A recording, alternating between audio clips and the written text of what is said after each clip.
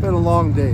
I made it to the licensing so I can change over my ownership.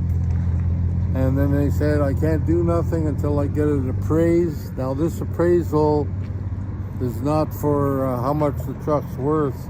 It's for, I need an appraisal, because if this guy would have came back with it's worth $20,000, I would have had to pay tax on $20,000 instead of 15. So we decided to, he said I'll put it on 15 because that's what I was going to pay anyways.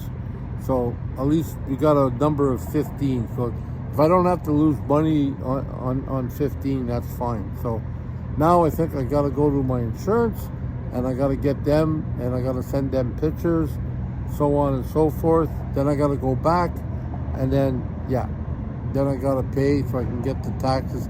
I just want the van in my name. So it's one stump at a time. And yeah, I had to come here, which is great because it's just down the road from where I was.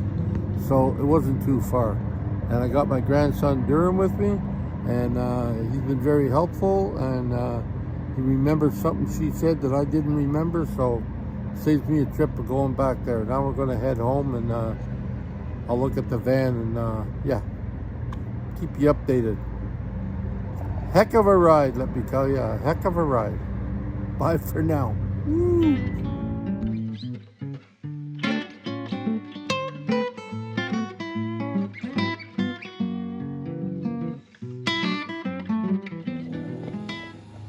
Well, it was hard for me to video this by myself here because I'd have to come up then get back down and come back up again. But the problems I can see right now is keeping the doors open while I do this, because as you can see the marks it leaves on the back of the chair. This one doesn't seem to stay put, it seems to come forward, so I've got to figure that out.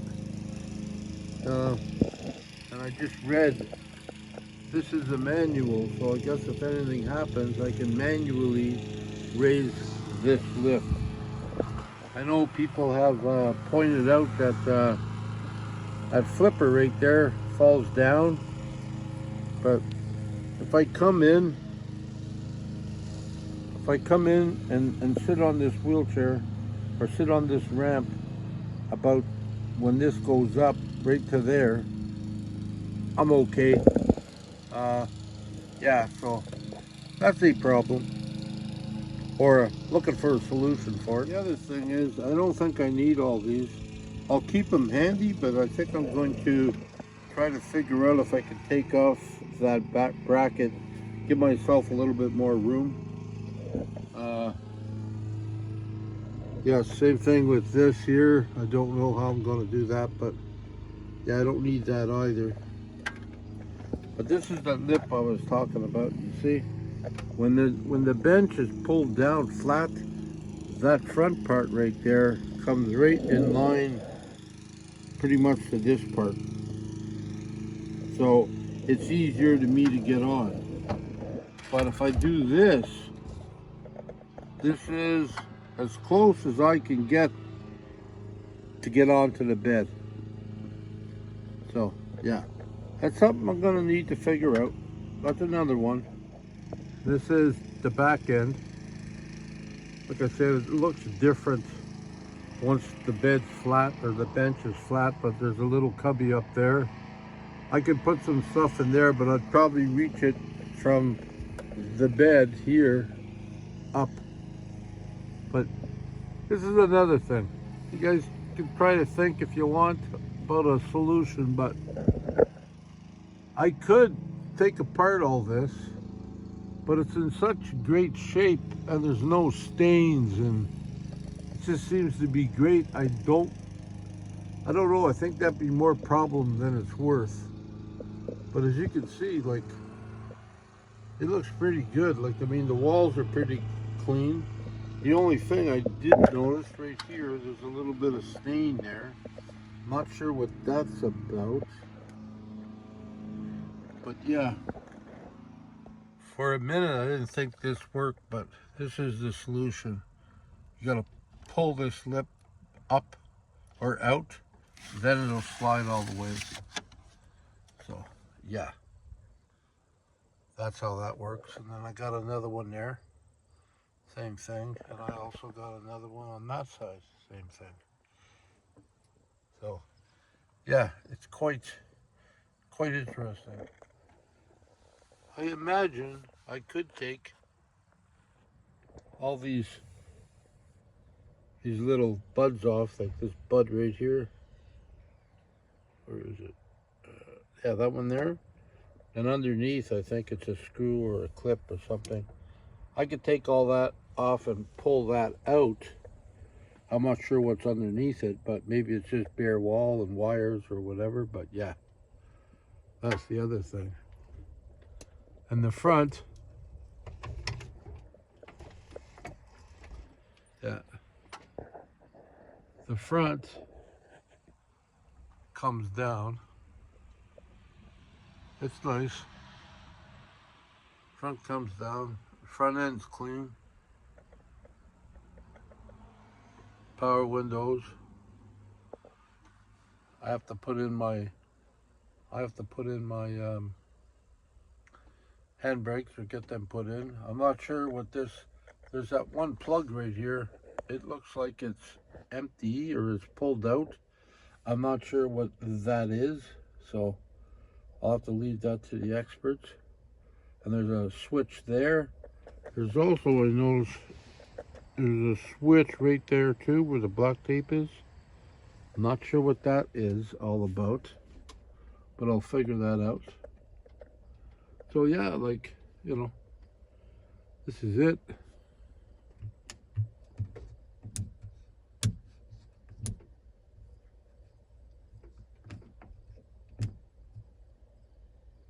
I think this light's gone. That doesn't seem to be working.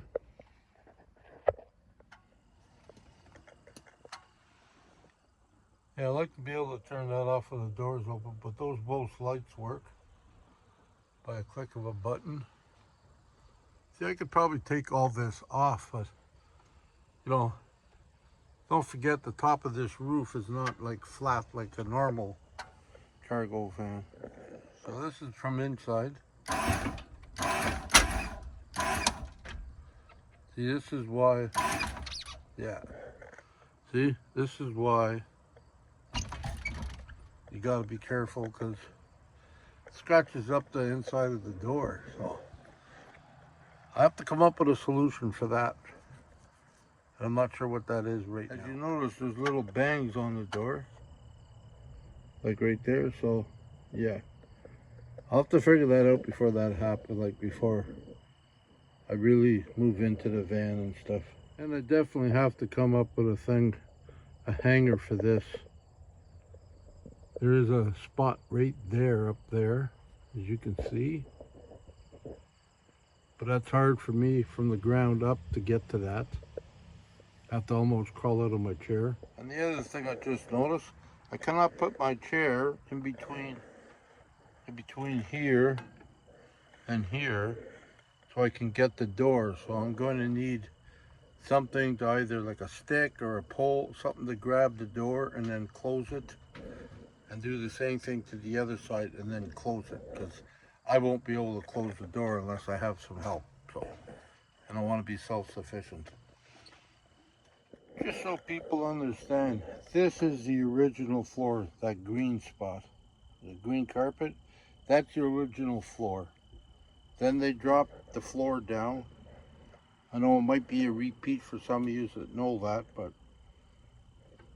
yeah, they dropped the floor down. So this is why, I mean, this is good, but you know, I gotta change some things, because I cannot get, I'm gonna try to use this slider seat that I had. I gotta get from my chair when I get close to there to jump on there and slide over there. It's the only way I'm getting on for now. That's why I want to get a swivel seat. So I found all the little owner's guide and little packets and packet stuff. So I take it this is a club wagon. So somebody asked me that question, what is it? I didn't really know. I knew it was a Ford Econoline, but it's a club wagon. So on that note, we're getting closer. We'll talk to you all later. Have a great one. Hope you have a great weekend. Yes, and this baby's got cruise control on, off, set, coast. Yeah, it's got all that. It's a basic, simple dash. There's the kilometers on it.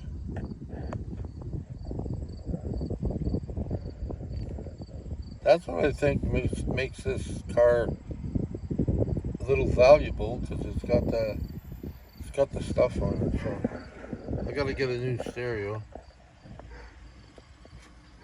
So it's all good. This is the video, or this is the picture from the back. As you can see, all the lights when the doors are open. I want to see if I can do something about that, because if I have the doors open all the time, I don't want those lights all the time because it'll drain my battery. So I'm also, see what I'm saying? You can, a couple of bolts, I can take all that off. That's just one unit. I either get rid of it or whatever, junk it or give it to somebody if they need it. But yeah, it also came with a first aid kit, like, well, first aid, not first aid, flares, jump starter. I got all that. Comes with a jack, a bottle jack, a couple of spare legs there for a wheelchair. I don't know if it'll fit mine, but yeah, all that I'll have to go. So hello, we're not going anywhere, but it feels comfortable. Yes, it's soft on the tush. Music works. Anyways, I just have to wait till Monday or Tuesday because it's a holiday. Get my insurance straightened out, and yeah, it's probably going to end up costing me $900 a month or a year, so that's good. And it's fully loaded, so hopefully then we'll be able to at least put it into my name. Until then, we'll all have to be patient.